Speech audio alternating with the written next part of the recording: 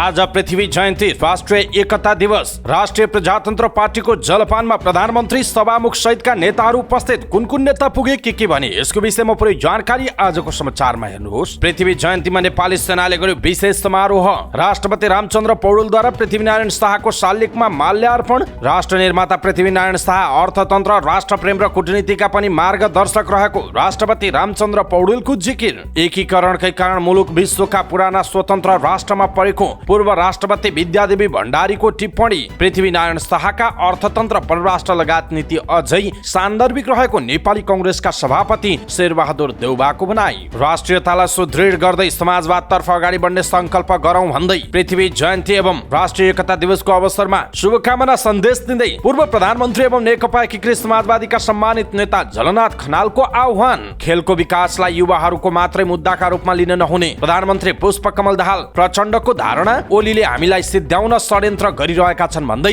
नेकपा एकीकृत समाजवादीका अध्यक्ष एवं पूर्व प्रधानमन्त्री माधव कुमार नेपालको आरोप। माघको तेस्रो साताबाट हिउँदे अधिवेशन बोलाउने सरकारको तयारी। सरकारले जनताको शिर झुकाउने गरी कुनै पनि काम नगरेको उप प्रधान एवं रक्षा मन्त्री पूर्णबहादुर खड्काको दावी। चलचित्र सम्बन्धी ऐन चाँडै नै संसदीय अधिवेशनमा पेश गर्ने तयारीमा रहेको सरकारकी प्रवक्ता सञ्चार तथा सूचना प्रविधि मन्त्री रेखा शर्माको भनाई। पोखराबाट अन्तर्राष्ट्रिय उडान हुन नसकेको बारे सरकारले जवाफ दिनुपर्ने सभामुख देवराज घिमिरेको टिप्पणी। प्रधानमन्त्री प्रचण्ड सत्ता ठिकाउन केन्द्रित भएको जसपाको आरोप। भ्रष्टाचार विरुद्धको कदम कमजोर हुँदा प्रश्न उठेको जसपाको प्रतिवेदन। नागरिक उन्मुक्ति पार्टीको अध्यक्षमा रेशम चौधरी सर्वसम्मत। ठगी गर्ने कन्सल्टेन्सीहरू कारबाहीमा पर्ने शिक्षा विज्ञान तथा प्रविधि मन्त्रालयका सचिव सुरेश अधिकारीको चेतावनी। कृषि उद्यमशीलता विकास र प्रवर्धनका लागि जनता एग्रो र कन्काई नगरपालिका बीच सम्झौता।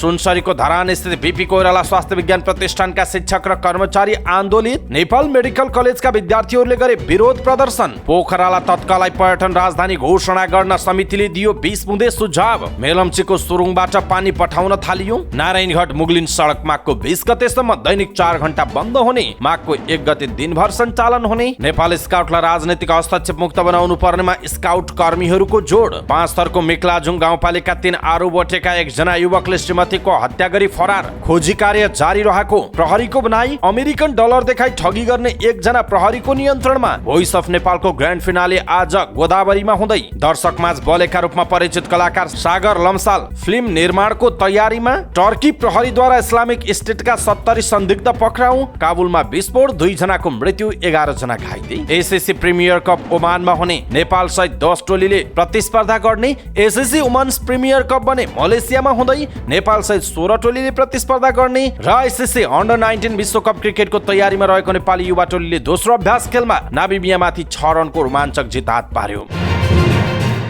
दर्शक महानुभाव नमस्कार। समाचारपाटी.com को न्यूज बुलेटिनमा यहाँलाई हार्दिक स्वागत छ। म प्रहलाद चन्द्र घिमिरे। सदाको चाहिँ आज पनि हामी उपस्थित भएका छौँ। आजका मुख्य समाचार, ब्रेकिङ न्यूज, न्यूज अपडेट लगायत तपाईँलाई काम लाग्ने हेर्नै पर्ने महत्त्वपूर्ण समाचारहरू लिएर। हाम्रो मेहनतका लागि यो भिडियोमा एउटा लाइक अवश्य गर्नुहोला। दर्शक महानुभाव, पलपलको न्यूज अपडेट हेर्नका लागि हाम्रो च्यानललाई तपाईँले अहिलेसम्म सब्स्क्राइब गर्नुभएको छैन भने कृपया सब्स्क्राइब गर्नुहोस् अनि नजिकै आउने बेल आइकनलाई क्लिक गर्नुहोला। दैनिक रूपमा हेर्नुहुन्छ भने रेगुलर भनेर लेख्नुहोला। आज पहिलोचोटि हेर्दै हुनुहुन्छ भने फर्स्ट टाइम भनेर लेखिदिनुहोला। देशभित्र हुनुहुन्छ भने आफू रहेको गाउँठाउँ सहर जिल्लाको नाम लेख्नुहोला। विदेशमा हुनुहुन्छ भने कुन देशबाट हामीलाई हेरिरहनु भएको छ त्यो कुरा तलको कमेन्ट बक्समा कमेन्ट गर्नुहोला। आउनुहोस् दर्शक महानुभाव, आजका मुख्य समाचार सुरु गरौँ। 302औं पृथ्वी जयन्ती आज मनाइँदै गरेको राष्ट्रिय प्रजातन्त्र पार्टीको जलपानमा प्रधानमन्त्री सभामुख सहितका नेताहरू पुगेको प्रसङ्गबाट। आज 302औं पृथ्वी जयन्ती तथा राष्ट्रिय एकता दिवस विभिन्न कार्यक्रमको आयोजना गरी मनाइँदैछ। यसैबीच राप्रपाले राष्ट्र निर्माता पृथ्वीनारायण शाहको 302औं जयन्ती तथा राष्ट्रिय एकता दिवसको अवसरमा जलपान कार्यक्रमको आयोजना गरेको छ। ब्रिकोटी मण्डपमा आयोजित समारोहमा प्रधानमन्त्री पुष्पकमल दाहाल, सभामुख देवराज घिमिरे लगायतको उपस्थिति रहेको थियो। त्यस्तै कार्यक्रममा विभिन्न राजनैतिक दलका शीर्ष नेताहरूको उपस्थिति रहेको छ। समारोहमा नेपाली कंग्रेसका सभापति शेरबहादुर देउबा, राष्ट्रिय स्वतन्त्र पार्टीका सभापति रवि लामिछाने लगायतको उपस्थिति छ। उनीहरूलाई राप्रपा अध्यक्ष राजन लिङदेनले स्वागत स्वागत गर्नुभयो। राप्रपाले पुस 27 गतेका दिन नियमित रूपमा जलपान कार्यक्रमको आयोजना गर्दै आएको छ। विक्रम सम्वत 1779 पुस 27 गते गोर्खामा राजा नरभूपाल शाह र रानी कौशल्यावतीका कोखबाट पृथ्वीनारायण शाहको जन्म भएको थियो। विक्रम सम्वत 1779 चैत 25 गते पृथ्वीनारायण शाह राजा हुनुभएको थियो। त्यसअघि नेपाल 52 राज्यमा विभाजित थियो। तिनै राज्यलाई एकताको सूत्रमा बाँध्ने कार्यको सुरुवाती नेतृत्व पृथ्वीनारायण शाहले गरेका कारण उहाँलाई राष्ट्र निर्माताको रूपमा लिने गरिएको छ। दर्शक महानुभाव, यसप्रति तपाईँको धारणा के छ? आफ्नो धारणा तलको कमेन्ट बक्समा कमेन्ट गर्नुहोला। नेपाली सेनाले पृथ्वी जयन्ती तथा राष्ट्रिय एकता दिवस विशेष समारोहको आयोजना गरी मनाएको छ। देश तथा विदेशमा रहेका नेपाली सेनाले विविध कार्यक्रमको आयोजना गरेका छन्। जंगी अड्डामा एक विशेष समारोहमा शुक्रबार प्रधान सेनापति प्रभुराम शर्माले राष्ट्र निर्माता पृथ्वीनारायण शाहको शालिगमा पुष्पार्पण गर्नुभएको छ। यसै सिलसिलामा पौष 21 गते गोर्खा दरबारबाट राष्ट्रिय झण्डा तथा नेपाली सेनाका आरम्भकालीन 5 वटा पल्टन श्रीनाथ पुरानो गोरख कालीबक्स बर्दवाणी हाल बर्दबहादुर तथा सबुजको झण्डा र दीप ज्योति सहित सुरु भएको एकीकरण मार्ग पर यात्रा समापन भएको घोषणा गरिएको छ।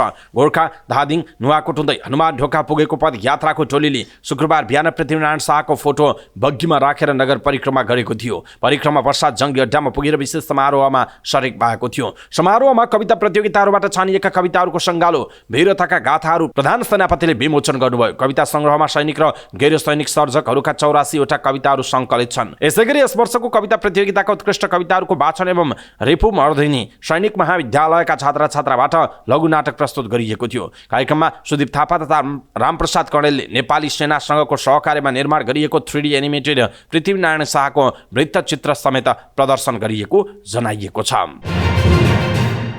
राष्ट्रपति रामचन्द्र पौडेलले पृथ्वीनारायण शाहको शालिगमा माल्यार्पण गर्नुभएको छ। राष्ट्र निर्माता शाहको सिंहदरबार मूलगेट अगाडि रहेको शालिगमा माल्यार्पण सहित उहाँले पुष्प गुच्छ अर्पण गर्नुभयो। नेपाल एकीकरण अभियानका नेतृत्वकर्ता पृथ्वीनारायण शाहको 302औं जन्म जयन्ती तथा राष्ट्रिय एकता दिवसको सन्दर्भमा सिंहदरबार पश्चिम गेट पुगेर उहाँले पृथ्वीनारायण शाहको शालिगमा माल्यार्पण गर्नुभयो। पृथ्वी जयन्तीका अवसरमा राजनैतिक दलहरूले विभिन्न कार्यक्रमको आयोजना गरेका छन्। पृथ्वी जयन्ती तथा राष्ट्रिय एकता दिवसकै अवसरमा सरकारले सार्वजनिक बिदा समेत दिएको छ। राष्ट्रपति रामचन्द्र पौडेलले राष्ट्र निर्माता पृथ्वीनारायण शाह अर्थतन्त्र राष्ट्रप्रेम र कूटनीतिका पनि मार्गदर्शक भएको बताउनु भएको छ। उहाँले शाहले ससाना टुक्रामा छरिएर रहेका राज्यहरूलाई एकीकरण गरेर आधुनिक नेपालको निर्माण गरेको र त्यही अभियानको निरन्तरताले अहिले सार्वभौम र स्वतन्त्र नेपाल भनेर गर्व गर्न पाएको समेत स्मरण गर्नुभयो। पृथ्वी जयन्ती तथा राष्ट्रिय एकता दिवसको शुभकामना सन्देश दिँदै राष्ट्रपति पौडेलले नेपाल एकीकरण अभियानका नेतृत्वकर्ता पृथ्वीनारायण शाहको 302औं जन्म जयन्ती तथा राष्ट्रिय एकता दिवसको सन्दर्भमा शाहप्रति श्रद्धा सुमन समेत व्यक्त गर्नुभएको छ। उहाँले ससाना राज्यमा छरिएर रहेको नेपाल हालको अवस्थामा आइपुग्न हाम्रा धेरै पूर्वजहरूले पुर्याएको योगदानलाई हामीले भुल्न नसकिने बताउनु भएको छ। राष्ट्रपति पौडेलले दिवसको अवसरमा मुलुकको स्वतन्त्रता, सार्वभौमिकता, भौगोलिक अखण्डता र राष्ट्रिय एकतालाई अक्षुण्ण राखी जनताको सुख र समृद्धि हासिल गर्न सबैमा प्रेरणा प्रदान होस् भन्ने शुभकामना समेत व्यक्त गर्नुभएको छ। पूर्व राष्ट्रपति विद्यादेवी भण्डारीले पृथ्वीनारायण शाहको नेतृत्व र मार्गदर्शनमा सुरु भएको नेपाल एकीकरणको मुलुकको राष्ट्रिय स्वाधीनता र सार्वभौमिकतालाई अक्षुण्ण राख्ने आधार तयार गरेको बताउनु भएको छ। पृथ्वी जयन्ती तथा राष्ट्रिय एकता दिवस 2080 को अवसरमा शुभकामना सन्देश दिँदै पूर्व राष्ट्रपति भण्डारीले शाहले सुरु गर्नुभएको नेपाल एकीकरणकै कारण हाम्रो मुलुक विश्वका पुराना स्वतन्त्र राष्ट्र मध्ये परेको उल्लेख गर्नुभएको छ। हामी नेपाली कहिले कसैको अधीनमा नपरेको राष्ट्रका नागरिक हुनुमा गौरवान्वित हुन सकेका छौँ। एकीकरणले तयार गरेको आधारभूमिमा उभिएर नै वर्तमान लोकतान्त्रिक गणतन्त्र नेपालसम्मको यात्रा तय गर्न हामी सफल भएका छौँ, शुभकामना सन्देशमा भनिएको छ। उहाँले एकीकृत र अखण्ड नेपाल निर्माण तथा स्वाधीनता रक्षाका लागि जीवन उत्सर्ग गर्ने वीर पुर्खाप्रति सम्मान प्रकट गर्नुभएको छ। पृथ्वीनारायण शाहले सुरु गर्नुभएको भौगोलिक एकीकरणको अभियानलाई अझ विस्तृत र व्यापक बनाई नेपाली जनताको भावनात्मक एकीकरण मार्फत मौलिक संस्कृति, भाषा र परम्पराको संरक्षण गर्दै सुदृढ राष्ट्रिय एकता निर्माण गर्ने फराकिलो आधारभूमि समेत त्यसबाट तयार भएको उहाँले बताउनु भएको छ। पूर्व राष्ट्रपति भण्डारीले वीर पुर्खाको बलिदानबाट निर्माण भएको यस मुलुकलाई स्वाधीन, आत्मनिर्भर र सुदृढ राष्ट्रिय अर्थतन्त्र भएको राष्ट्र निर्माण गर्ने अभिभावना आफूको भएको उल्लेख समेत गर्नुभएको छ। नेपाली कांग्रेसका सभापति एवं पूर्व प्रधानमन्त्री शेरबहादुर देउवाले पृथ्वीनारायण शाहले अवलम्बन गरेका अर्थतन्त्र, परराष्ट्र लगायत कतिपय नीतिहरू अझै पनि सान्दर्भिक रहेको बताउनु भएको छ। 302औं पृथ्वी जयन्ती तथा राष्ट्रिय एकता दिवसको सन्दर्भमा शुभकामना सन्देश जारी गर्दै सभापति देउवाले आधुनिक नेपालको एकीकरण गर्ने राजा पृथ्वीनारायण शाहप्रति श्रद्धाञ्जली अर्पण गर्नुभयो। तत्कालीन समयमा छरिएर रहेका ससाना राज्यहरूलाई एकीकरण गरी सबैमा एकता कायम गर्दै आधुनिक नेपाल निर्माणमा महत्त्वपूर्ण योगदान पुर्याउनु भएका शाहले अवलम्बन गरेका स्वावलम्बी र आत्मनिर्भर अर्थतन्त्र, परराष्ट्र नीति लगायतका कतिपय नीतिहरू आज पनि उत्तिकै सान्दर्भिक रहेका छन्, देउवाले भन्नुभएको छ। अहिले पृथ्वी जयन्ती तथा राष्ट्रिय एकता दिवसले नेपाल र नेपालीको पारम्परिक एकता र सद्भावलाई अगाडि बढाउन प्रेरणा प्राप्त होस् भन्दै शुभकामना व्यक्त गर्नुभएको छ। नेकपा एकीकृत समाजवादीका सम्मानित नेता एवं पूर्व प्रधानमन्त्री झलनाथ खनालले राष्ट्रिय एकता दिवसको अवसरमा देशलाई समाजवादको दिशातर्फ अगाडि बढाउने सङ्कल्प लिन आह्वान गर्नुभएको छ। राष्ट्र निर्माता पृथ्वीनारायण शाहको 302औं जन्म जयन्ती तथा राष्ट्रिय एकता दिवसको अवसरमा शुभकामना दिँदै उहाँले अब मुलुकको स्वतन्त्रता र राष्ट्रियतालाई सुदृढ गर्नुपर्ने बताउनु भएको छ। तत्कालीन राजा पृथ्वीनारायण शाहले शाहको नेतृत्वमा सुरु भएको राज्य विस्तारको प्रक्रियाले उपत्यका एकीकृत भएपछि नेपालको ऐतिहासिक एकीकरणको अभियानको रूप लिएको उहाँले उल्लेख गर्नु भएको छ। प्रधानमन्त्री पुष्पकमल दाहालले खेल क्षेत्रको विकासलाई राष्ट्रको बहुआयामिक बृहत्तर हितको मुद्दाको रूपमा अगाडि बढाउनु पर्ने बताउनु भएको छ। काठमाडौँमा नेपाल वाधो रियो कराते सङ्घको आयोजनामा भएको 4औं राष्ट्रिय वाधोकाई कराते प्रतियोगिताको उद्घाटन गर्दै उहाँले यस्तो बताउनु भयो। उहाँले खेल क्षेत्रको विकास केवल युवाहरूको लागि मात्रै मुद्दा नभई राष्ट्रको बहुआयामिक बृहत्तर हितको मुद्दाको रूपमा हेर्न र बुझ्न सक्नुपर्ने बताउनु भयो। उहाँले विश्व राजनीति, अर्थतन्त्र, पर्यटनको विकास र अन्तर्राष्ट्रिय सम्बन्धका दृष्टिले समेत खेलकुद क्षेत्र र खेलाडीहरूले राष्ट्रिय पुलको काम गर्न सक्ने बताउनु भयो। उहाँले नेपाल जस्तो विकासोन्मुख देशका लागि खेलकुद अर्थतन्त्रको महत्त्वपूर्ण र अन्तर्राष्ट्रिय कूटनीतिमा महत्त्वपूर्ण साबित हुने बताउनु भयो। उहाँले खेल क्षेत्र शारीरिक र मानसिक क्रियाकलापमा मात्र सीमित नरहेको भन्दै आजको संसारमा खेलकुदको महत्त्व बहुआयामिक रहेको जिकिर गर्नुभयो। प्रधानमन्त्री दाहालले मुलपानी मैदान तल्लो मोरङको वैद्यनाथपुरमा निर्माणाधीन गिरिजाप्रसाद कोइराला क्रिकेट रङ्गशाला र चितवनको भरतपुरमा रहेको गौतम बुद्ध अन्तर्राष्ट्रिय क्रिकेट रङ्गशालालाई राष्ट्रिय गौरवको आयोजनाका रूपमा समावेश गरिसकेकाले अब द्रुत गतिमा काम अगाडि बढ्ने उहाँले बताउनु भएको छ। प्रधानमन्त्री दाहालले देशको विकास र प्रगतिका निम्ति प्रशस्त सम्भावना मध्ये खेलकुद क्षेत्र महत्त्वपूर्ण रहेको बताउनु भयो। प्रधानमन्त्रीको आफ्नो तेस्रो कार्यकालमा खेलाडीहरूको वृत्ति विकास र प्रोत्साहनलाई केन्द्रमा राखेर काम गर्दै आएको उहाँले दाबी गर्नुभयो। नेकपा एकीकृत समाजवादीका अध्यक्ष एवं पूर्व प्रधानमन्त्री माधव कुमार नेपालले नेकपा एमालेका अध्यक्ष केपी शर्मा ओलीले आफ्नो पार्टीलाई सिद्ध्याउने षड्यन्त्र गरिरहेको आरोप लगाउनु भएको छ। अध्यक्ष नेपालले आफ्नो पार्टी र पार्टी सामेल भएको गठबन्धनलाई ओलीले सिद्ध्याउन खोजिरहेको आरोप लगाउँदै यस्ता षड्यन्त्रलाई साथ दिनेहरू क्रान्तिकारी हुनै नसक्ने बताउनु भयो। पार्टी निकट नेपाल भूतपूर्व सैनिक तथा प्रहरी संगठन समाजवादीले शुक्रबार काठमाडौँमा आयोजना गरेको कार्यक्रममा बोल्दै उहाँले गठबन्धनको भर परेर अगाडि नबढ्न पनि पार्टीका नेता कार्यकर्ताहरूलाई निर्देशन दिनुभयो। आफ्नो शक्ति बलियो बनाउने र एक्लै चुनाव जित्ने आँटका साथ पार्टी अगाडि बढ्नुपर्ने अध्यक्ष नेपालको भनाइ छ। उहाँले अरू पार्टीको सामु माग्ने नभई दिने हैसियतको पार्टी बनाउनु पर्ने भएकाले त्यसका लागि सिङ्गो पार्टी पंक्ति परिचालित हुन पनि सचेत गराउनु भयो। अध्यक्ष नेपालले भन्नुभयो, हामीले देखिरहेका छौँ हाम्रो पार्टीलाई यही पहिले रहेका पार्टीका नेताले यो पार्टीलाई सिद्ध्याउन खोजिरहेका छन्। हामी सामेल भएको गठबन्धनलाई ध्वस्त बनाउन खोजिरहेका छन् अनि तिनको षड्यन्त्रलाई सफल बनाउने कुरा क्रान्तिकारी हुन सक्दछ, हुन सक्दैन। त्यसो हुनाले चुनौती छन्, यति सजिलो छैन। आफ्नै शक्ति बलियो बनाउनु पर्दछ। गठबन्धनमाथि पनि भरोसा गरेर पनि उनीहरूले चुनाव जिताइदेलान् भन्ने ठानेर चल्ने होइन। आफ्नो शक्ति बनाउने हो। आफ्नो शक्तिको आधारमा संगठन विस्तार गरेर चुनावमा एक्लै जित्ने आँट गरेर चल्ने हो। यस अर्थमा अरूले हामीसँग मागुन् ठिक, हामीलाई दिनुहोस्, हामीले माग्न जाने स्थिति होइन। यी सबै कुराहरूलाई तपाईँहरूले ध्यानमा राख्नुहुनेछ। अहिलेदेखि नै पार्टी निर्माणको अभियानमा, सदस्यता वितरणको अभियानमा, सिङ्गो पार्टी पंक्तिलाई प्रष्ट पार्ने अभियानमा जुट्ने कुरामा लाग्नुहोस्, अध्यक्ष नेपालको निर्देशन छ। अध्यक्ष नेपालले प्रतिगामी शक्तिहरूले चलखेल गरिरहेको जिकिर गर्दै त्यसका विरुद्ध पनि जुझ्नुपर्ने बेला आएको बताउनु भएको छ।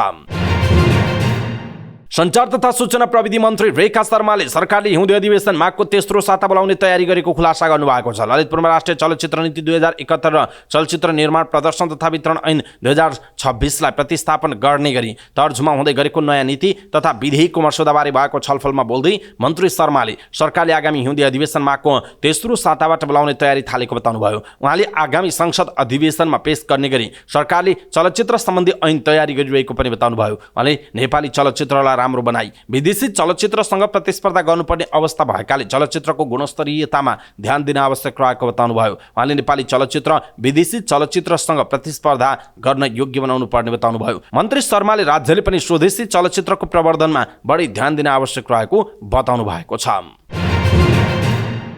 उपप्रधान एवं रक्षा मन्त्री पूर्णबहादुर खड्काले वर्तमान सरकारले जनताको शिर झुक्काउने गरी कुनै पनि काम नगरेको दावी गर्नुभएको छ। नेपाली कांग्रेस कैलाली क्षेत्र नम्बर 1 ले आयोजना गरेको भेटघाट कार्यक्रममा उपप्रधान एवं रक्षा मन्त्री समेत रहनुभएका खड्काले सरकारले असाध्यै राम्रो काम नगरेको वा पनि मध्यम स्तरको काम पनि गरिरहेको बताउनु भएको छ। हामीले जनताका लागि कति राम्रो काम गर्न सकेका छौं त्यो जनताका बीच छलफल हुने नै छ। उहाँले भन्नुभयो वर्तमान सरकारले निकै राम्रो काम गरेको छ पनि भन्दिन म, तर सरकारले मध्यम स्तरमा रहेर काम गरिरहेको छ। जनताको शिर झुक्काउने गरी कुनै पनि काम गरेको छैन उहाँको भनाइरहेको छ। आर्थिक स्रोतको अपरियताका कारण विकास निर्माणका काम सुस्त भएको बताउँदै उहाँले पर्याप्त बजेट नहुँदा चाहेर पनि विकास निर्माणका काम अपेक्षा अनुसार हुन नसकेको बताउनुभयो। यद्यपि भएको स्रोतको सदुपयोग गर्दै केही प्रयास पनि भइरहेको उहाँको भनाइ छ। जनता र सेवाग्राहीसँग जोडिएका विषयमा हुने झन्झट अप्ठ्यारोपन ढिला सुस्तीले परेको नकारात्मकता हटाउन सरकारले काम गरिरहेको उपसभापति खड्काको भनाइरहेको छ। नेपाली कांग्रेसका उपसभापति समेत रहनुभएका खड्काले मुलुकको शिक्षा, जलस्रोत, स्वास्थ्य लगायतका क्षेत्रमा भएका विकास कांग्रेसको नेतृत्वमा भएको भन्दै यसबीच भएका कमी कमजोरी सुधार गर्दै जाने उल्लेख गर्नुभएको छ। सबैभन्दा पहिले आफूभित्र भएको कमजोरी सुधार गर्दै पार्टीमा भएका कमजोरी हटाउँदै लैजानु पर्नेमा उहाँको जोड रहेको छ। सञ्चार तथा सूचना प्रविधि मन्त्री रेखा शर्माले चलचित्र सम्बन्धी ऐन संसदीय अधिवेशनमा पेश गर्ने तयारीमा रहेको बताउनु भएको छ। केन्द्रीय चलचित्र जाँच समिति सेन्सर बोर्ड र सरकारवाला बीचको अन्तर्क्रियामा उहाँले 2026 सालको कानुनले अहिलेको आवश्यकता पूर्ति गर्न नसक्ने भन्दै नयाँ ऐन संसदीय अधिवेशनमा तयारी गरेर पठाउने प्रक्रियामा रहेको बताउनु भएको छ। उहाँले चलचित्र क्षेत्रको समस्या समाधानका लागि नीतिगत र बजेटबाट गर्नुपर्ने सुधारका लागि मन्त्रालय तयार रहेको पनि बताउनु भयो। सेन्सर बोर्डले समस्या र अभावका बीचबाट जसरी काम गरिरहेको छ त्यसका लागि धन्यवाद दिँदै उहाँले यसको सहजीकरणका लागि प्रयासरत रहेको पनि बताउनु भएको छ। सभामुख देवराज घिमिरेले पोखरा अन्तर्राष्ट्रिय विमानस्थलबाट अन्तर्राष्ट्रिय उडान नहुनुको कारणबारे सरकारले जवाब दिनुपर्ने बताउनु भएको छ। विमानस्थल बनेको यति लामो समयसम्म पनि किन उडान भएन भनेर पोखरेली जनताले थाहा पाउनुपर्ने उहाँले बताउनु भयो। ठुलो लगानीमा विमानस्थल निर्माण भएको भए तापनि सञ्चालनको 1 वर्ष पुग्दा पनि अन्तर्राष्ट्रिय उडान हुन नसक्नु दुःखद कुरा भएको बताउँदै अन्तर्राष्ट्रिय उडान हुन नसक्नुको कारणबारे सरकारले जवाब दिनुपर्ने बताउनु भयो। उहाँले त्यसबारे स्थानीय, प्रदेश र संघीय सरकारको ध्यान आकर्षण समेत गराउनुभयो। युनाइटेड क्लबको आयोजनामा पोखरामा सुरु भएको 12औं संस्करणको पोखरा महोत्सवको उद्घाटन गर्दै सभामुख घिमिरेले पोखरा जूलोजिकल पार्कलाई गण्डकी प्रदेश सरकारले आफ्नो गौरवको योजनामा लिएर अगाडि बढिरहेकोमा यथाशीघ्र सम्पन्न गरी खुल्ला चिडियाखाना सञ्चालन गर्न माग समेत गर्नुभयो। सभामुख घिमिरेले महोत्सवले देशको कला संस्कारलाई समेत उजागर गर्ने बताउनुभयो। साथै गण्डकी प्रदेश र पोखराको पर्यटनलाई प्रवर्धन गर्न मद्दत पुर्याएको उहाँले बताउनुभयो। जनता समाजवादी पार्टी जसपाले प्रधानमन्त्री पुष्पकमल दाहाल प्रचण्डलाई सत्ता टिकाउनमा मात्र केन्द्रित भएको निष्कर्ष निकालेको छ। पार्टीको 4औं केन्द्रीय समितिको बैठकमा प्रस्तुत राजनीतिक प्रतिवेदनमा जसपाले सरकारको भ्रष्टाचार विरुद्धको कदम कमजोर हुँदा प्रश्न उठेको पनि जनाएको छ। नागरिक उन्मुक्ति पार्टीको अध्यक्षमा रेशमलाल चौधरी सर्वसम्मत हुनु भएको छ। रेशम पत्नी रञ्जिता श्रेष्ठ यसअघि पार्टी अध्यक्ष हुनुहुन्थ्यो। निर्धारित समयमा चौधरीको मात्र उम्मेदवारी परेको थियो। चौधरीको प्रस्तावक रोशन थापा र समर्थक सानु साक्य हुनुहुन्थ्यो। पार्टीको संरक्षक रहनुभएका चौधरी 2074 मा कैलाली 1 बाट प्रतिनिधि सभामा निर्वाचित प्रतिनिधि सभा सदस्य हुनुहुन्छ। चौधरी सर्वसम्मत भए पनि घोषणा पनि गरिएको छैन। महासचिव सहित अन्य पदाधिकारीमा भने आकांक्षी बढी भएकाले उम्मेदवारको सम्भावना बढेर गएको जनाइएको छ। शिक्षा विज्ञान तथा प्रविधि मन्त्रालयका सचिव सुरेश अधिकारीले मन्त्रालय कन्सल्टेन्सी परामर्शदाताहरूसँगको सहकार्य गर्दै अगाडि बढ्न चाहेको बताउनु भएको छ। शैक्षिक परामर्श व्यवसाय संघ नेपालको पहिलो साधारण सभामा उहाँले सरकार उच्च शिक्षा सम्बन्धी कानुन तर्जुमाका क्रममा रहेको जानकारी गराउँदै यसका लागि परामर्शदाताहरूसँग सल्लाह सुझाव लिँदै सहकार्य गर्न चाहेको बताउनु भएको छ। कानुन निर्माणका क्रममा संघीय, प्रादेशिक र स्थानीय सरकारको भूमिका लगायतका विषयमा पनि छलफल गर्नुपर्ने उहाँले बताउनु भयो। उहाँले विद्यार्थीहरू राम्रो भविष्य र रोजगारीको लागि बाहिरिने गरेको भन्दा यसलाई रोक्नका लागि देशमा नै केही गर्न सकिन्छ कि भन्ने आशा र विश्वास दिलाउन आवश्यक भएको पनि उहाँले बताउनु भएको छ। यस्तै उहाँले शैक्षिक परामर्शको नाममा ठग्ने संस्थाहरूलाई कारबाही गर्न र राम्रो काम गर्ने संस्थाहरूलाई प्रोत्साहन गर्न कानुन निर्माण गर्नुपर्ने बताउनु भएको छ। जनता एग्रो र झापाको कन्काई नगरपालिका बीच अर्ग्यानिक व्यावसायिक कृषिका माध्यमबाट उचित मूल्य र उजाड प्रवर्धनका लागि सम्झौता भएको छ। काठमाडौँमा एक कार्यक्रम गरी जनता एग्रो एन्ड फरेस्ट्री लिमिटेड र कन्काई नगरपालिका बीच व्यावसायिक कृषिका माध्यमबाट उचित मूल्य र उजाड प्रवर्धन गर्ने गरी सम्झौता भएको। सम्झौता पत्रमा जनता एग्रोको तर्फबाट अध्यक्ष पवन कुमार गोल्यान तथा कन्काई नगरपालिकाको तर्फबाट नगर प्रमुख राजेन्द्र कुमार पोखरेलले हस्ताक्षर गर्नुभयो। सम्झौतासँगै कन्काई नगरपालिकाका स्थानीय किसानले व्यावसायिक कृषिलाई अगाडि बढाउन आवश्यक तालिम, बिउ, बिरुवा तथा प्रारम्भिक मल, कीटनाशक, औषधि र उत्पादन उत्पादन खरिद बिक्रीसम्मको व्यवस्था जनता एग्रो एन्ड फरेस्ट्रीले गर्ने जनाइएको छ। हस्ताक्षर कार्यक्रममा बोल्दै जनता एग्रोका अध्यक्ष पवन कुमार गोल्यानले कन्काई नगरपालिकाका किसानले उत्पादनको उचित मूल्य र उज्यार पाउने विश्वास रहेको बताउनुभयो। उहाँले जनता एग्रोले जग्गा बाँझो राखेर युवाहरू विदेश पलायन हुनुपर्ने अवस्थाको अन्त्यका लागि व्यवसायिक कृषि खेतीदेखि विक्रेतासम्म गुणात्मक उत्पादन र आपूर्ति प्रणालीको विकास गरी आत्मनिर्भर अर्थतन्त्र निर्माणमा सहयोग पुर्याउने उद्देश्यले स्थानीय तहहरूसँग सम्झौता गरिरहेको बताउनुभयो। उहाँले कन्काई नगरपालिकाभित्रका किसानहरूको आम्दानी कृषिको माध्यमबाट बढाउन आवश्यक रहेको बताउनुभयो। अध्यक्ष गोल्यानले कन्काईका किसानले 1 बिघा जग्गामा खेती गरेर वार्षिक 50,000 कमाउन नसक्ने अवस्था रहेको भन्दै आफूले 5 वर्षमा 5 लाख आम्दानी गर्न सक्ने बनाउने प्रतिबद्धता जनाउनुभयो। उहाँले नेपालमा 4 खर्बको कृषि वस्तुहरू आयात गरिरहेको भन्दै नेपालमा नै कृषि उत्पादन गरी 4 खर्ब बराबरको निर्यात गर्न सक्ने बन्नुपर्नेमा जोड दिनुभयो। अध्यक्ष गोल्यानले आयात भइरहेको 4 खर्ब कृषि वस्तु आगामी 5 वर्षभित्रमा शून्यमा ल्याउने प्रयासमा नगरपालिकाको साथ सहयोग हुने विश्वास गरिरहेको बताउनुभयो। उहाँले नगरपालिकासँगको सम्झौता र सहकार्यले कन्काई नगरपालिकामा हुने कृषि उत्पादनको पहिचान, उद्यमको विकास तथा कृषि प्रशोधन उद्योगको स्थापना गर्न सुधार पुग्ने विश्वास समेत व्यक्त गर्नुभयो। उहाँले कन्काई नगरपालिकाभित्रका 1000 बिघा जग्गामा व्यावसायिक कृषि उत्पादनको काम गर्न सक्ने बताउनुभयो। उहाँले कन्काई नगरपालिकाका किसानले उत्पादन गरेको कृषि सामग्री नेपाल र अन्तर्राष्ट्रिय बजारमा समेत जनता एग्रोले पुर्याउने प्रतिबद्धता समेत व्यक्त गर्नुभयो। कन्काई नगरपालिकाका प्रमुख राजेन्द्र कुमार पोखरेलले जनता एग्रोसँगको सम्झौताले कन्काई नगरपालिकाभित्र कृषि उत्पादन र उद्यमका क्षेत्रमा क्रियाशील उद्यमी तथा नव उद्यमीहरूलाई अवसरको ढोका खुलेको बताउनुभयो। उहाँले जनता एग्रोसँगको सम्झौतासँगै किसानको जीविकोपार्जनको ग्यारेन्टीमा सघाउ पुग्ने र आर्थिक रूपमा समृद्धितर्फ अगाडि बढाउने विश्वास रहेको बताउनु भएको छ। जनता एग्रोले स्थानीय तहहरूसँग समन्वय र सहकार्य गर्दै अर्ग्यानिक कृषि उत्पादन वृद्धि गरी जारीकरणका लागि पहल गर्दै आएको जनाइएको छ। सुनसरीको धरानस्थित बीपी कोइराला स्वास्थ्य विज्ञान प्रतिष्ठानका शिक्षक एवं कर्मचारीहरू फेरि आन्दोलनमा उत्रिएका छन्। बढुवा प्रक्रियाका लागि हुनुपर्ने अन्तर्वार्तामा विलम्ब भएको भन्दै उनीहरू आन्दोलनमा उत्रिएका हुन्। आन्दोलनरत कर्मचारी र शिक्षकहरूले बिहिबार आफ्ना मागप्रति ध्यान आकर्षण गराउँदै र्याली आयोजना गरेका थिए। माग पूरा गर्न गम्भीर नभएको भन्दै कायम उपकुलपति प्राध्यापक डाक्टर प्रहलाद कार्कीलाई प्रतिष्ठानका निश्चित ठाउँमा आउजाउ गर्न निषेध गर्दै उनीहरूले निषेधित क्षेत्र समेत तोकेका छन्। गत कार्तिक 20 गतेको सहमति अनुसार बढुवा प्रक्रियाका लागि अन्तर्वार्ता लिने ढिलाइ भएपछि उनीहरू आन्दोलित बनेका हुन्। कर्मचारी कल्याण समाजका अध्यक्ष डाक्टर शेराज खानका अनुसार सहमति अनुसार अन्तर्वार्ताको प्रक्रिया नगरिएपछि आन्दोलन गर्नु परेको जनाइएको छ। आइतबारसम्म पनि आफूहरूको माग पूरा गरी समस्याको समाधान नगरी अझ सशक्त आन्दोलन गर्ने प्रतिष्ठानका कर्मचारी तथा शिक्षकहरूले चेतावनी दिएका छन्। यसअघि पनि कर्मचारी र शिक्षकहरूले माग पूरा गराउन दबाब दिने उद्देश्यले आन्दोलन गरेका थिए। लामो समयसम्म आन्दोलन गरेपछि सहमति भएको थियो। गत कार्तिक 20 गते आन्दोलन र शिक्षक र कर्मचारीसँग प्रतिष्ठान प्रशासनको छुट्टा-छुट्टी 4 बुँदे सहमति भएको थियो। उक्त सहमति अनुसार विधि प्रक्रिया पूरा गरेर उसको 1 गतेदेखि 15 गतेसम्म अन्तर्वार्ता गरिने भनिए पनि सहमति अनुसार काम नभएको भन्दै असन्तुष्ट बनेका शिक्षक र कर्मचारीले फेरि आन्दोलन सुरु गरेको जनाइएको छ।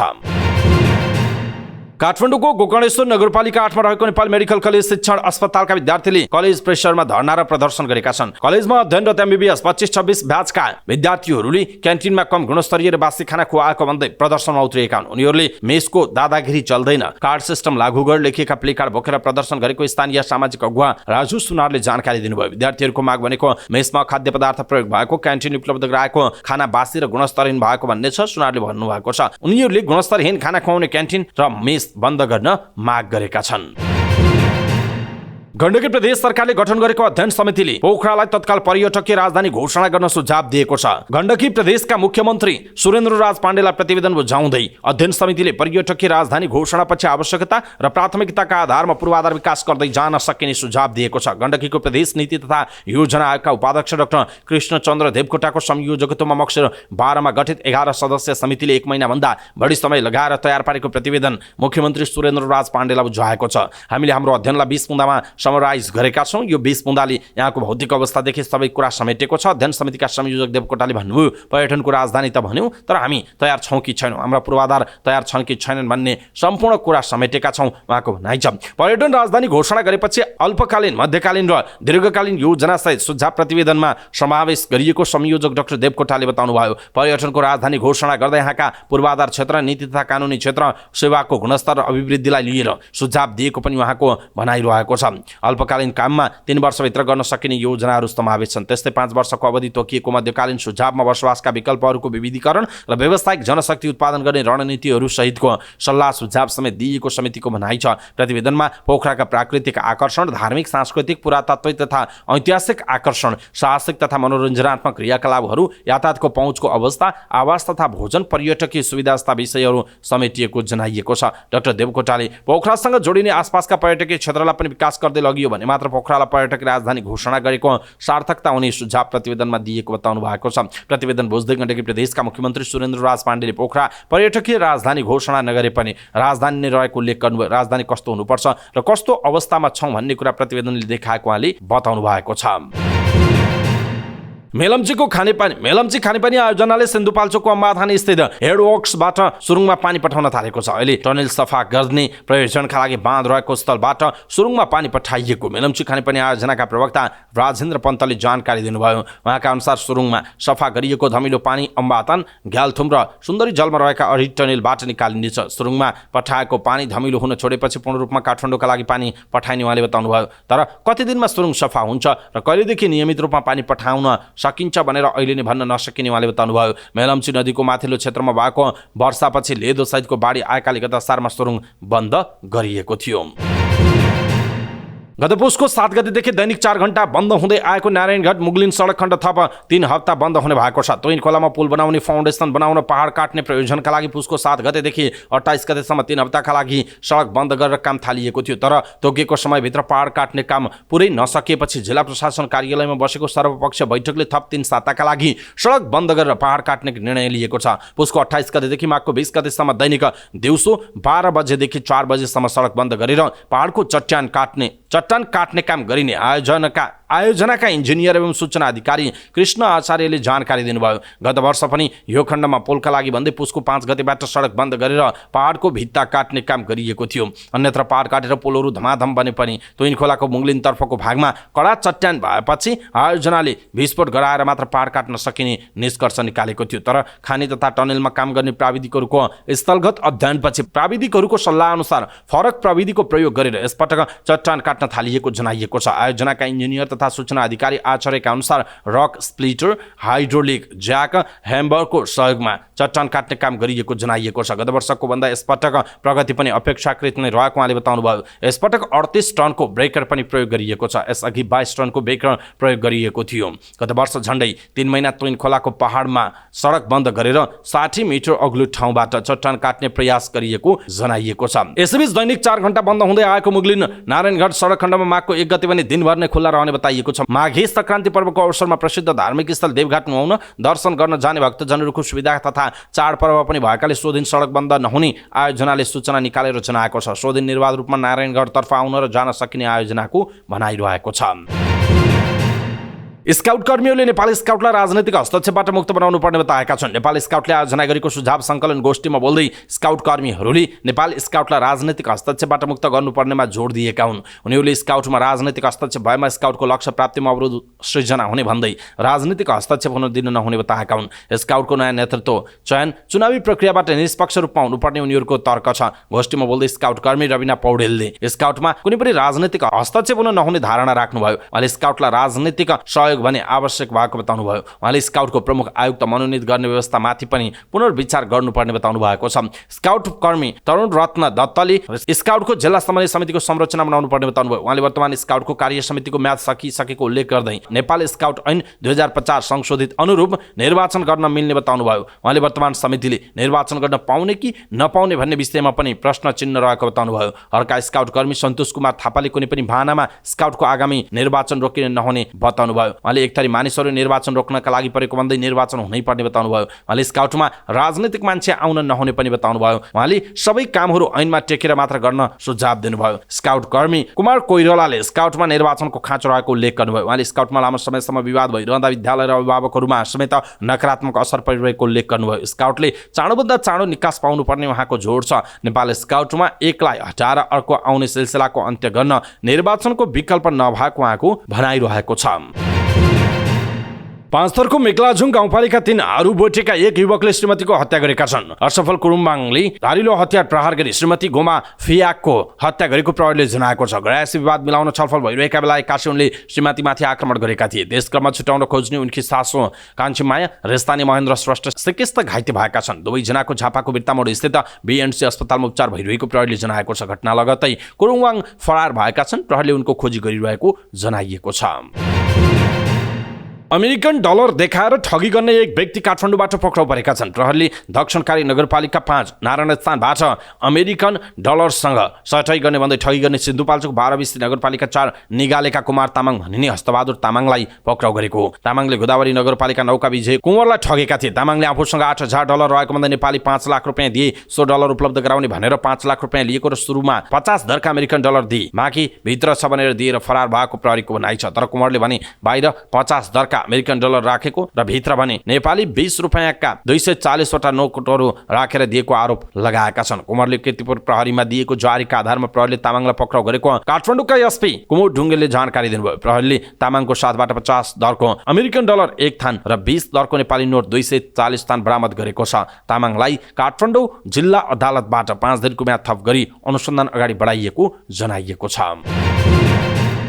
भोइस अफ नेपालको सिजन 5 ले शुक्रबार विजेता प्राप्त गर्दैछ। बेलुका ललितपुरको गोदावरी स्थित सनराइज हलमा भव्य फिनालेको आयोजना गरिएको छ। 4 जना कोचको समूहका 4 फाइनलिस्ट उपाधिका लागि भिड्दैछन्, जसमा कोच मिलन नेवारको समूहबाट विनोद राई, कोच प्रमोद खरेलको समूहबाट नोगेन लिम्बू, कोच राजेश पाल राईको समूहबाट मकर बहादुर योन्जन र कोच उदय सोताङको समूहबाट कुमार प्रयास राईले फिनालेमा प्रतिस्पर्धा गर्दैछन्। यीमध्ये बढी भोट प्राप्त गर्ने 1 जना विजेता चुनिनेछन्। दर्शकले शुक्रबारको पर्फर्मेन्सको अन्तिमसम्म खल्ती एप मार्फत भोट गर्न सक्नेछन्। यो फिनाले समारोहमा कोच भोइस किड्सका कोच लोक स्टारका जज र फाइनलिस्टले प्रस्तुति दिने भएका छन्। 3000 सिट क्षमता भएको हलमा दर्शकले खल्ती एपबाट टिकट किनेर कार्यक्रम हेर्न सक्ने जनाइएको छ।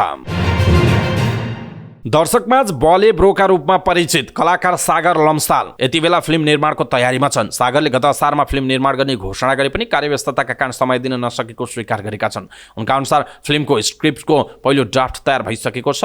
1 लाइन स्टोरी पछि पहिलो ड्राफ्ट तयार भइसकेको छ। हामी चैतसम्ममा सेकेन्ड ड्राफ्ट फाइनल गरिसक्छौँ, उनको भनाइ छ। सागरले आगामी वर्ष तिहार पछि सुटिङका लागि फ्लोरमा जाने तयारी भइरहेको बताएका छन्। अहिले आफ्नो व्यस्तताले स्क्रिप्टमा समय दिन सकेको छैन। हप्तामा 3 दिन सक्किगोनीको सुटिङ गर्नुपर्छ, त्यसपछि बाँकी 3 दिन मेला महोत्सवमा दिनै पर्यो। भएको 1 दिनको समय म्युजिक भिडियोमा नै जान्छ, सागरले भनेका छन्। अब व्यस्ततालाई केही समय थाती राखेर फिल्मको काममा ध्यान दिने योजना बनाएको छु, उनको भनाइ छ। फिल्म लोफरबाट फिल्मको अभिनय यात्रा सुरु गरेका सागरले त्यसपछि लज्जा र हैरानमा पनि अभिनय गरेका छन्। सागरले आफ्नो फिल्म प्रेम कथासँगै कमेडी फ्लेभरको हुने जानकारी दिए। फिल्मका कलाकारदेखि प्राविधिक फाइनलको काम स्क्रिप्ट लक गरेपछि सुरु गर्ने जनाइएको छ।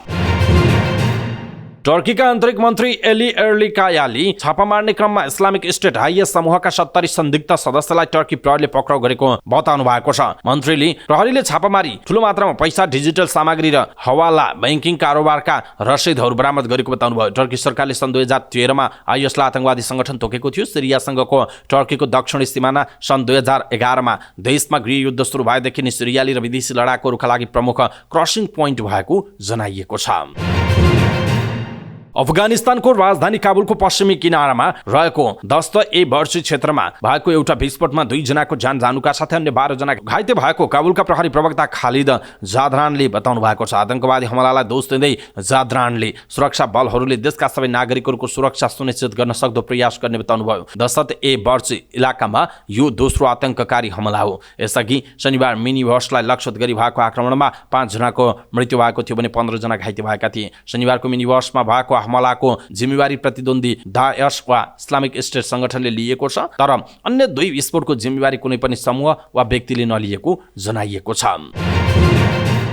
एसियाली क्रिकेट काउन्सिल एसिसी को आयोजनामा एसिसी प्रिमियर कप आगामी अप्रिलमा ओमानमा हुने भएको छ। एसिसीले 2024 को क्यालेन्डर सार्वजनिक गर्दै एसिसी प्रिमियर कप ओमानमा हुने जनाएको छ। प्रतियोगिता अप्रिल 10 देखि 23 सम्म हुनेछ। प्रतियोगितामा स्थापित विजेता नेपाल सहित एसियाका 10 एसोसिएट राष्ट्रले प्रतिस्पर्धा गर्नेछन्। यसपटक प्रिमियर कप T20 फर्मेटमा हुनेछ। जुनमा अमेरिका र वेस्ट इन्डिजमा T20 विश्वकप हुने भएकाले प्रिमियर कप पनि सोही फर्मेटमा हुन लागेको हो, जसमा साबिक विजेता नेपाल सहित UAE, Oman, Hong Kong, Kuwait, Malaysia, Bahrain, Qatar र एसिसी च्यालेन्जर कपबाट ग्रुपबाट छनौट भएर आउने 2 टोली हुने जनाइएको छ। जनवरी 27 देखि फेब्रुअरी 21 सम्म थाइल्यान्डमा हुने च्यालेन्जर कपमा 10 टोलीले प्रतिस्पर्धा गर्नेछन्। गत वर्ष घरेलु मैदानमै भएको एसएससी प्रिमियर कपमा नेपालले युएईलाई हराएर च्याम्पियन बन्दै एसिया कपमा छनौट भएको थियो। पहिलो पटक एसिया कप खेल्दा नेपालले भारत र पाकिस्तानसँग खेल्ने अवसर पाएको थियो। एसएससी प्रिमियर कपको विजेताले एसिया कप खेल्ने पाउने प्रावधान भएकाले नेपालका लागि यो प्रतियोगिता महत्त्वपूर्ण छ, जहाँ टेस्ट राष्ट्रसँग खेल्न पाउनेछ। तर एसएससीको क्यालेन्डरमा एसिया कप बारे स्थान र मिति भने कुनै उल्लेख गरिएको छैन। आगामी जुन 1 देखि 29 सम्म आइसिसी T20 विश्वकप हुने तालिका रहेकाले पनि नेपालका लागि त्यस अघि खेल्ने प्रतियोगिताहरू राम्रो तयारी बन्न सक्ने जनाइएको छ। यसैबीच एसएससी वुमेन्स प्रिमियर कप आगामी फेब्रुअरी 10 देखि 18 सम्म मलेसियामा हुने भएको छ। एसियाली क्रिकेट काउन्सिल एसएससीले वर्ष 2024 का लागि वार्षिक क्यालेन्डर सार्वजनिक गर्दै महिला वुमेन्स कपको मिति तय गरेको छ। T20 फर्मेटमा हुने प्रतियोगितामा कुल 16 टोलीले प्रतिस्पर्धा गर्नेछन्। प्रतियोगितामा आयोजक मलेसिया सहित नेपाल, थाइल्यान्ड, युएई, हङकङ, चीन, Myanmar, Indonesia, Bhutan, Bahrain, Oman, Kuwait, Singapore, Japan, Qatar र मालदिभ्सले खेल्ने जनाइएको छ। यस प्रतियोगिताको शीर्ष 2 टोलीले महिला एसिया कप T20 क्रिकेट खेल्न पाउनेछन्। एसएससीले सार्वजनिक गरेको क्यालेन्डर अनुसार महिला एसिया कप जुलाईमा हुनेछ, जसमा भारत, पाकिस्तान, श्रीलङ्का र बङ्गलादेश सहित प्रिमियर कपका शीर्ष 2 टोली गरी कुल 6 टोलीले प्रतिस्पर्धा गर्नेछन्। नेपालको महिला टोलीले पछिल्लो पटक गत सेप्टेम्बरमा मलेसियामै भएको आइसिसी वुमेन्स T20 विश्वकप एसिया रिजन क्वालिफायर खेलेको थियो। त्यसपछि नोभेम्बरमा हङकङमा 4 देश सहभागी T20 सिरिज खेलेको थियो। आइसिसी अन्डर 19 विश्वकप क्रिकेटको तयारीमा रहेको नेपाली युवा टोलीले दोस्रो अभ्यास खेलमा नामिबियामाथि 6 रनको रोमाञ्चक जित हात पारेको छ। वर्षाका कारण 30 ओभरमा छुट्याइएको खेलमा नेपालले दिएको 142 रनको लक्ष्य पछ्याएको नामिबिया 29.5 ओभरमा 135 रनमै अल आउट भयो। नामिबियाका कप्तान बसिङ बोल्स्ट्रेङ्गले सर्वाधिक 50 रन बनाए पनि जिताउन सकेनन्। नेपालका गुलसन झा र आकाश चन्द्रले समान 3-3 विकेट लिएका थिए। त्यसअघि टस हारेर पहिला ब्याटिङको निम्तो पाएको नेपालले 30 ओभरमा 9 विकेट गुमाएर 141 रन बनाएको थियो। नेपालका लागि दीपक ढुम्री 32 तथा आकाश त्रिपाठीले 21 रन बनाए। नामिबियाका जेन्स रेन्सबर्ग र बडेन ओरस्टले समान 2 विकेट लिए। अन्डर 19 विश्वकप अघि नेपाल क्रिकेट संघ क्यानले व्यवस्था गरेको 2 अभ्यास खेलमा नेपालले दुवै खेल जित्यो। यसअघि नेपालले स्कटल्यान्डलाई हराएको थियो। अब आइसिसीको तालिकामा रहेको 2 वार्म अप म्याच खेल्नेछ। नेपालले पहिलो वार्म अप खेल जनवरी 13 मा स्कटल्यान्ड र दोस्रो वार्म अप जनवरी 16 मा वेस्ट इन्डिजसँग खेल्ने जनाइएको छ। जनवरी 19 देखि फेब्रुअरी 11 सम्म हुने अन्डर 19 विश्वकपमा नेपाल, न्युजिल्यान्ड, पाकिस्तान र अफगानिस्तानसँगै समूह डी मा रहेको जनाइएको छ।